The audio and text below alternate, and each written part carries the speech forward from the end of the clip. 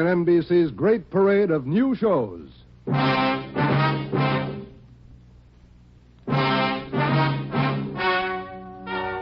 Ladies and gentlemen, the story you are about to hear is true. Only the names have been changed to protect the innocent. NBC brings you Dragnet.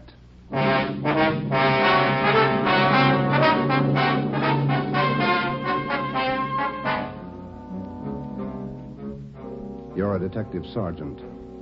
You're assigned to homicide. There's a mad killer at large in your city. A woman has been brutally slain, the body mutilated. The picture is clear. The killer has a thirst for blood. Your job, get him. Dragnet, the documented drama of an actual crime, investigated and solved by the men who unrelentingly stand watch on the security of your home, your family, and your life. For the next 30 minutes, transcribed in cooperation with the Los Angeles Police Department, you will travel step by step on the side of the law through an actual case from official police files. From beginning to end, from crime to punishment, Dragnet is the story of your police force in action.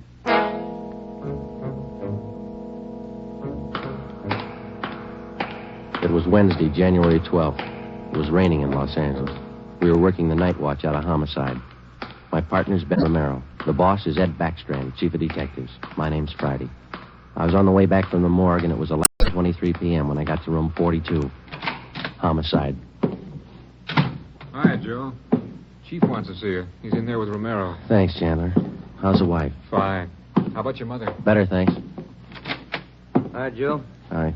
Honey, sit down. Did they post the body yet? In the morning. Pretty messy. Strangled and mutilated. The guy's a maniac, Skipper. The body shows it. A murder like this, anybody's a suspect. The coroner looked at the body. He says the weapon was a long, sharp instrument. Found her in a hotel down on East 3rd Street. Manager's son discovered her about 7:30. You talked to him? It was too much for him. He passed out. Manager wasn't home. We'll check with him before midnight. Close to it now, Joe. We better get going. All right. The boys from the crime lab check the room. They're still down there. The place is a mess. And get back as soon as you can. We're working straight through on this thing. That's a hot shot. I'll get it. At the Lux Hotel, room 219, corner of South Grand and Cordova. Dead body. Possible homicide. The Lux Hotel, room 219, corner of South Grand and Cordova. A dead... What is it, Friday? Lux Hotel, possible homicide. Busy night. Yeah. You coming, Ed? Right. Let's go.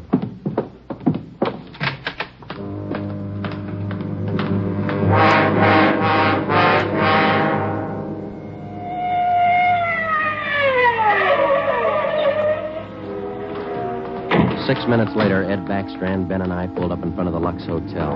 The manager met us at the door and led the way up a narrow stairway to the second floor. The room number was 219. We were prepared for the worst. We got it. You're right, Romero. The guy must be a maniac. 2 hotels, 2 murders. The same M.O. 3 of us made a brief inspection of the room at the Lux Hotel. We took a few notes on the appearance of the girl's body and a brief description. Apparently, she'd been strangled to death first, and then her body brutally mangled. Ben and I went back down to the lobby, and the manager, Mr. Ford, showed us the house book. The girl was registered together with a man, Mr. and Mrs. Philip Grant. We took the hotel register to have it checked for fingerprints and to photostat the handwriting. Ben notified the crime lab. Then we went back to the room and questioned the manager. Mr. and Mrs. Philip Grant, that's all I know. I never saw either one of them before tonight. When did they check in, Mr. Ford? About 3 hours ago. That's right, about 9. Maybe a little before. Did they register together? Yeah, a little before 9. They came in together. Did you let them in the room? Yes, sir, like I always do. It's a small place here, maybe not first class, but I treat people right. What did the man look like? Do you remember? I think so. Kind of tall. Young, maybe 30 or so. Husky fella. Had a mustache. How tall would you say, Mr. Ford? Oh, about your height, Wade. Must have been at least 180. Seemed like a nice fella. Would you know him if you saw him again? I think so. People sure don't act like they look. You think it was him? Can you think of anybody else? Well, no. I never saw them before tonight, either one of them. I don't know anything about it. Did you notice anything in particular about them when they came in? Well, he didn't show it, but it looked like she'd been drinking a little. Giggling, you know. And you didn't see this man Grant leave the hotel? No, I didn't. I must have been checking the account books back of the desk. Guess he got by me. Is there a back entrance to the hotel, Mr. Ford? No, he had to come out this way, all right. How about the fire escape? I never thought of that. Say, I bet you cops think I'm trying to hide something. How did you happen to find the body? I don't know anything about it, honest. I've been running the hotel for 10 years now. Everybody knows me around here. You can ask at the bank. All right, Mr. Ford. Now, would you mind telling us how you happened to find the body? I don't want a lot of lousy newspaper publicity. Give the place a bad name. Can you blame me? The newspapers won't get your name from us. All we want to know is how you happened to find the body. Well, I told you. It's a small place here, but I like to treat people right. A couple hours after they checked in, I remembered I forgot to fill the ice water pitcher in the room. So I got some and took it up. The door was opened a little ways. It's got a bad catch on it, and the lights were on. I peeked in, and there she was. She was... Well, the guy must have been crazy. Do you remember what time it was when you found her? Well, just before I called the cops, about 11:30, I guess. All right, Ford, that's all for now. When the other officers get here, show them up, will you? Yes, sir, I sure will. Romero, Yes, Skipper? get on the phone downstairs and call the Metropolitan Division. Have them send us every available man from the reserve unit. We're going to patrol the area for the rest of the night. Right, Chief. Least we can do is make it hard for him. 2 murders in 7 hours. Yeah, both of them in a 3-block radius. Same pattern. It's got to be the same guy. All right, we got a description. What do you think? Well, when the reserve unit shows up, have them cover this whole section of town. Pick up everybody who even comes close to that guy's description. All right, Ed. It's got to go fast. We can't lose a minute. 1 hour either way, it might mean another body. Like this one. 9 minutes later, at 4 minutes past midnight, the men from the crime lab showed up. It started to drizzle. They went over the room in detail. They dusted everything in the room for fingerprints, the walls, the doors, the fixtures in the bathroom, the lamps, chairs, everything. They took samples of the girl's blood and her lipstick. Small pieces of flesh and human hair were found under the girl's fingernails.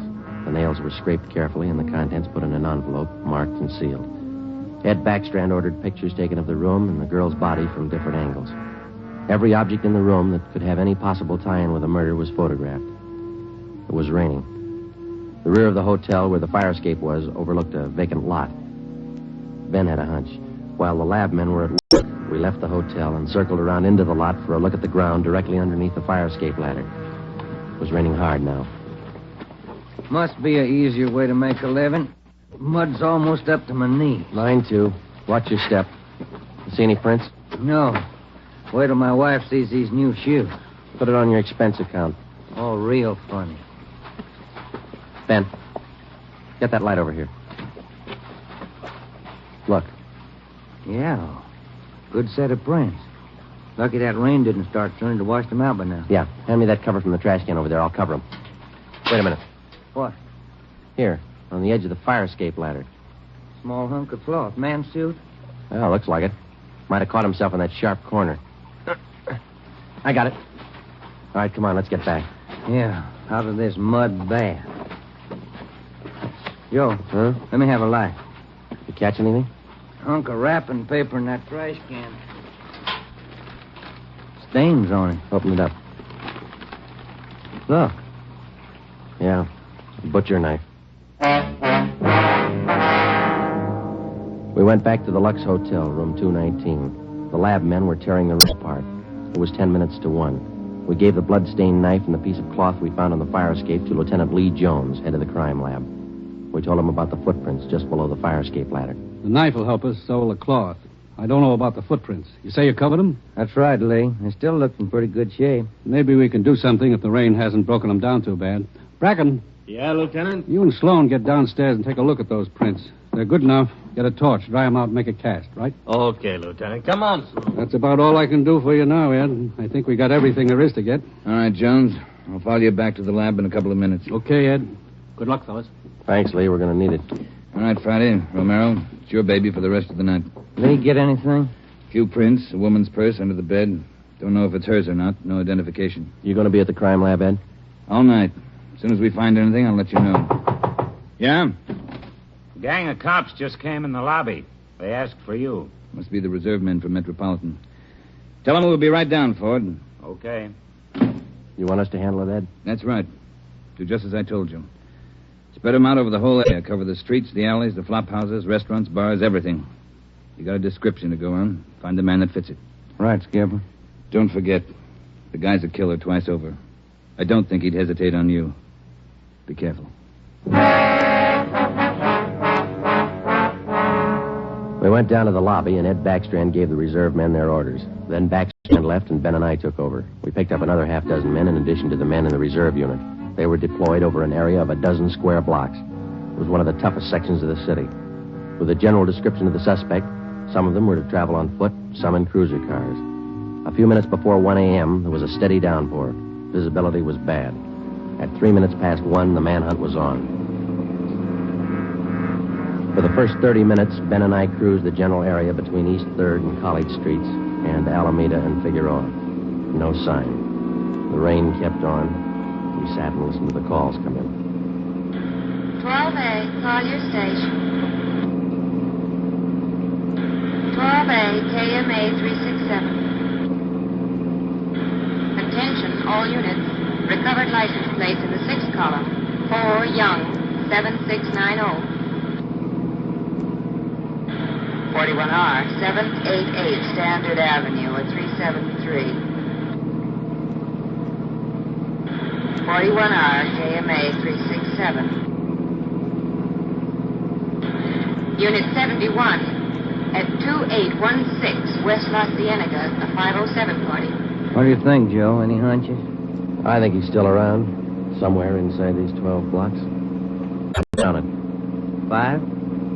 All right, you're on. Want to check out a couple of these bars along here? Getting on to closing time. It's a good idea. Pull over, huh? All right, let's check him for the next couple of blocks, huh? Right.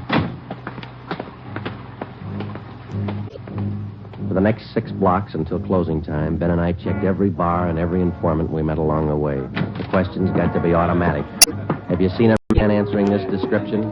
Tall, dark, about 5 feet 11, 180 pounds, well-built, mustache, about 30 years old. The answer's got to be automatic, too. Sorry, officer, I haven't seen him. No, can't remember him. Try the place down the street. We kept on checking the bars until they closed for the night. Then we started on the all-night restaurants and coffee counters. We did plenty of legwork for the next hour. Not a trace. About 2:30, the rain let up a little, and then it started in heavy all over again. That finishes that block. Yeah, I better get the radio on. Yeah. Beautiful weather. Buy the bucketful. You want to smoke? Thank you. Control 4 to Unit 80K. Is Your that a match? location, please. Yeah. 80K, your location. KMA 367. That's us, Joe. You want to take it? Yeah, I got it. 80K to Control 4. 80K to Control 4. Our location, corner of Alameda and Commercial. KMA 367. 80K, stand by. Something going. Maybe. No, hold on a minute. Control 4 to 80K. Go to the crime lab, code 2. 80K to Control 4, KMA 367. Crime lab. Maybe those prints paid off. Well, I hope so. Let's go. That killer sure picked fine weather to work in. Feels like I just been swimming in these clothes. Yeah. I hope those guys in the crime lab have the heater on. A hot bath and a warm bed lead me on. Attention, all units. Hold it. Let's get the radio. All units. At 420 St. John's Place, a woman screaming. At 420 St. John's Place, a woman... All right, double around, Ben. Hit the siren. I'll get the light. Right, hold on. Left turn on the market, is that right? Yeah, watch out for those car tracks. They're wet. Hold on again. The alley up ahead to your right, huh? All right, pull up, Ben. Put the street light over there. There you are. All right, come on. Let's go. Officer, over here! All right, what happened? Let's have it. This girl, Rita, she was coming home. A man, he tried to grab her. He slashed her coat. Look at her. I saw him as he ran under the streetlight. Where'd he go? Down that way, down the alley, over that fence there. A big man. Davis, you there? Yeah, Joe. All right, Ben, go with Davis. Circle behind the alley. See what you can find. I'll call in. All right, come on, Dave. Yeah. Officer, look at her face. What's wrong with her? Severe state of shock, it looks like. Get her in the house, huh? I'll call an ambulance. 80K to Control 4. 80K to Control 4. Control 4, go ahead. Direct all units in the vicinity to converge on area around St. John's Place from Jackson to Banning Street. A woman attacked by large man with knife. Suspect left seen on foot. Possibly still in area. Request ambulance. KMA 367. 80K, Roger, stand by. Attention, all units. Attention, all units. Converge on area around St. John's Place, Jackson to Banning Street. 80K reports woman attacked by large man with knife. Suspect left seen on foot. In 3 minutes, the area around St. John's Place was surrounded. For the next hour, the men combed the neighborhood back and forth. Every building, every storehouse in the 2 square blocks was searched from basement to attic. No trace. The girl, Rita, was hysterical. She could give us only a bare description of her attacker. At 3:45 a.m., a detail was assigned to patrol the area and the rest of the cars, and men were deployed again in the general area from Figueroa to Alameda Street and East 3rd to College Street. The manhunt went on. So did the rain. At 3:54, Ben and I checked in at the Old City Jail building, 2nd floor, the crime lab. Chief Ed Backstrand and Lee Jones were waiting for us. Heard about the call. How'd he get away? Not sure it was him, Skipper. How do you mean? Well, the girl wasn't hurt bad for one thing. No attempted strangling. For another thing, the guy stole her purse. That doesn't sound like the man we're after. Did you get a description from the girl? Didn't jibe too well, what she gave us. She was pretty hysterical. And you raked the neighborhood good? Every corner. Not a sign. You find anything? Yeah. Jones? Yeah, Ed. Fill them in, will you? Not one print on that knife you found, boys. Blood, but not a print. Your killer's crazy like a fox. And how about the scrapings from the girl's fingernails, Lee? Didn't help too much. Really do. Not enough to go on. Gotta have a fair-sized bit of flesh to run it for pepper ridges. All we found under the girl's fingernails were small bits of skin. Yeah? She probably scratched the guy up some. Might have drawn blood. We had more luck with the footprints. You get an impression? Dried out the ground with torches and cast them. About size 10B. That's fine, Lee. But how about the prints? Only good one was a thumb. Real good. Got it off the wall near the light switch in the bathroom. Did you classify it yet? Yep. Found it in our single fingerprint file. The print belongs to a man by the name of Long. Robert Long. You got a record, Ed? Yeah. Misdemeanor. 2 arrests for drunkenness last October. Petty theft in December. The mama sheet shows a dishonorable discharge from the United States Coast Guard in 1946. Age 29, 192 pounds, 5 feet 10 inches, dark hair, dark eyes. That's close enough. We got even closer, Joe. Long works as a counterman at the Cottage Cafe down on South Flower. Started there last week on the early morning shift, but he didn't show up for work last night. Good. Where'd you get the tip? The knife you boys found. It didn't have any prints, but it had a brand on it. We ran it down. It was taken from the Cottage Cafe. Mm-hmm. Any address on this Robert Long, Ed? Yeah, got it from his boss. Rooming house on East 1st. Landlady says he hasn't been home in 2 nights. Yeah, now we wait. Rooming house is staked out, and so is the Cottage Cafe, just in case Long decides to show up for work this morning. What time you got, Romero? 6 minutes past 4. All right. We've got every indication that Robert Long's the man we're after. His description, fingerprints, the knife, the footprint, his size. Maybe we're wrong. I don't think so. How about a motive, Ed? I think Robert Long likes to kill. He's thirsty for it. None of the victims were criminally attacked. They were strangled. Bodies mutilated. How about robbery? No. 2 of the women he killed had money in their purses. He didn't touch it. Well, what's next, Skipper? Back on the street? Figueroa to Alameda. East 3rd to College Street. Keep a net around that area and work it back and forth until we're positive he's not inside. I think he is.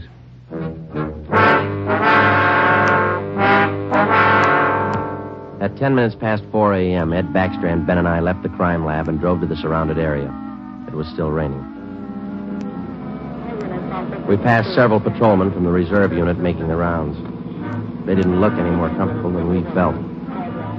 At Broadway and Alpine Street, Ben and I got out and started patrolling on foot again. Backstrand followed in the car to maintain a radio check. We must have covered 24 blocks and a half a dozen coffee counters before we got to the Criterion Restaurant and Donut Shop, a few blocks up the street from the Cottage Cafe. Hey, Skipper, you want to take a minute for some hot coffee? I'll keep an ear on the radio. You 2 go ahead. You look drenched. Yeah, we are. Can we bring you some back in a paper carton? Fine, thanks. Cream. No sugar. All right, Ed. Come on, Ben.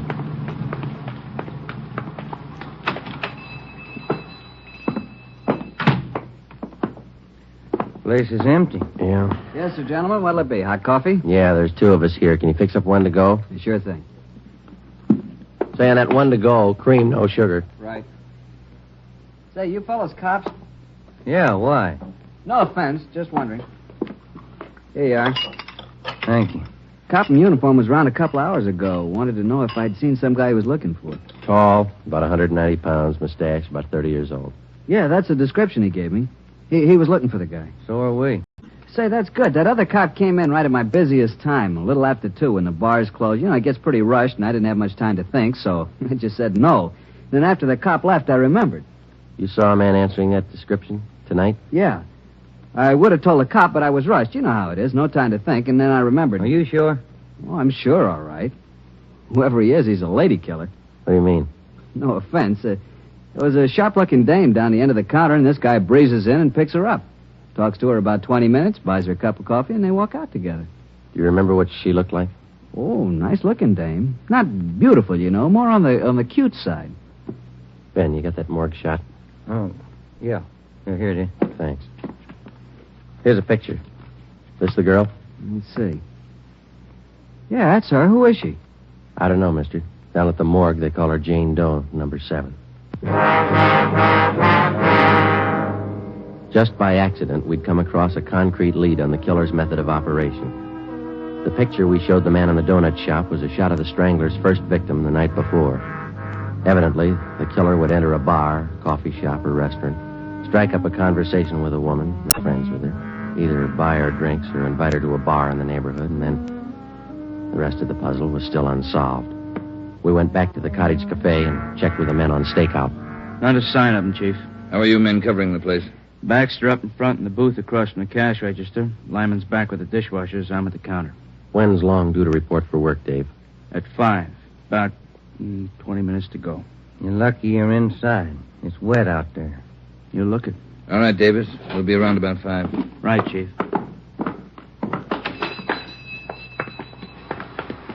Let's get back in the car.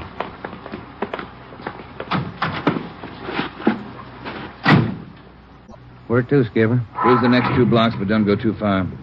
If Long shows up for work this morning, we want to be around. The next 10 minutes dragged by. The rain kept on. Backstrand chewed nervously on a cigar. At South Flower and First Street, the sewers were clogged with street refuse. The rain backed up and filled the intersection.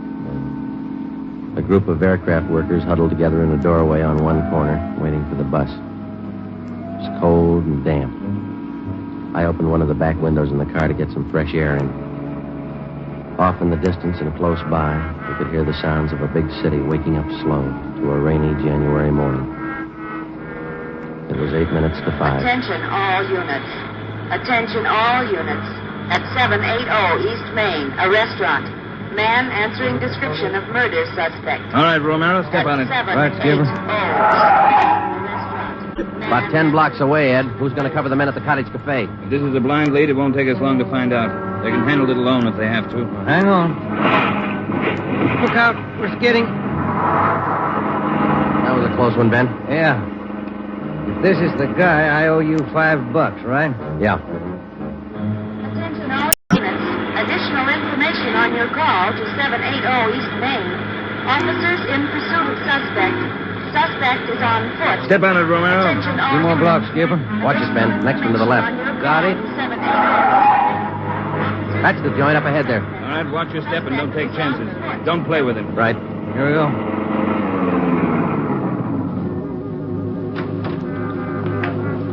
He went out the back, ran down an alley. Come on, Ben. Behind you. You men, hustle it. Circle around the block and choke off the alley. Fast. Emerson, home. Go with them. Right. Right, over the fence, Ben. Ben, look out, look out. You all right? It's not that good. Come on, Joe. All right. There he goes. Between the buildings. Stop or I'll shoot. The next house. He ducked into the basement. Right, cover me. Right. Come on, he broke through the garage doors. There's Davis. Dave, he slipped through. Get down to the next corner and ring the block. Yeah. Ben, did you follow him? Yeah, right on his tail, that warehouse, a couple of lots over. He went through the back. There it is, Joe. All right, don't go in blind. Watch out. All right, you haven't got a chance. Come out with your hands up. He's not stopping, Joe. All right, let's fan out. All right, Ben, cover me. I'm going for the door. All right, Ben, come on. You're clear. You spot him? There he is. Let's get him. Close. He's in a good spot. Let's move. He's up in the loft. Come on, let's head for the stairs. Will you? Easy. You spot him, Ben? No. Not a sign. Ben, look out, that packing tail.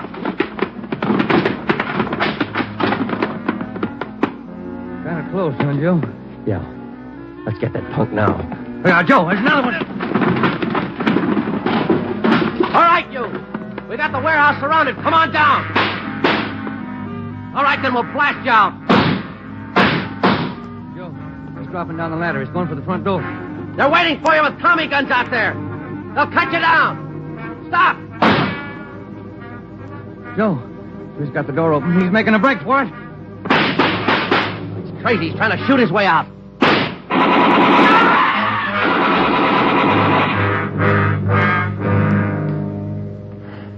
Well, he asked for it. Yeah. Let's take a look.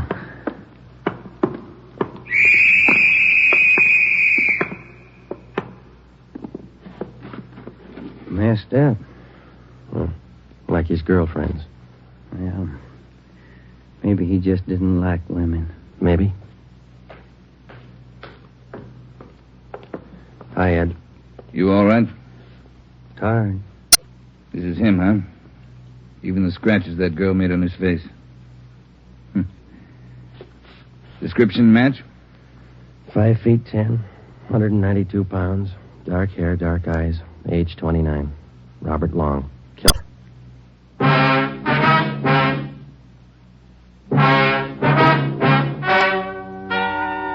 The story you have just heard is true. Only the names were changed to protect the innocent.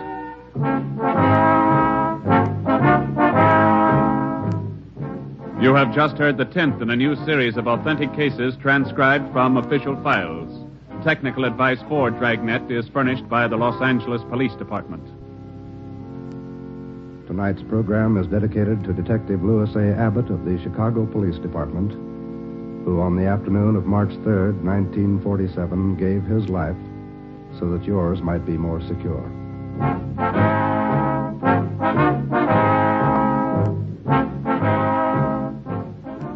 Dragnet came to you from Los Angeles. If you enjoyed tonight's production of Dragnet, you'll probably want to listen this Saturday evening to a pair of adventure shows featuring two well-known Hollywood personalities. You'll enjoy Brian Donlevy, star of Dangerous Assignment. Also on Saturday's schedule is Richard Diamond, private detective, as played by the screen's romantic tough guy, Dick Powell. Listen to both of these exciting programs this Saturday over most of these NBC stations. This is NBC, the national broadcasting company.